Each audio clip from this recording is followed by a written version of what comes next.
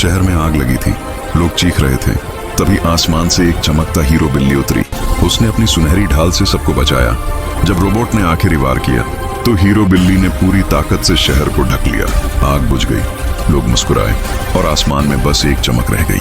वह कभी भागकर छोटे बच्चों को महफूज रखता है, कभी औरतों की इज्जत की हिफाजत करता है, कभी गालियां और हमेशा हरहू को बचाता है, कभी वह मूल्य की अंतिम सी बात की हिफाजत करता है। वह एक बार पूरा अकेला टन ताना जंग लड़ रहा है और लोगों की जान बचा रहा है। फिर सब लोगों को जो कि जख्मी थे उनको एम्बुलेंस के जरिए शिफ्ट करता है ताकि उनकी जिंदगी में बचाई जा सके। और आखिरकार वह शहर को बचा के दुश्मन को नष्ट कर देता है और तमाम लोग खड़े होकर उसका तहे दिल से शुक्रिया अदा करते हैं और वह अपने पैरों का हिलता हुआ चला जाता है। लेकिन आपसे वह सुपर हीरो नाराज है क्योंकि आपने लाइक और सब्सक्राइब सुपर हीरो के लिए नहीं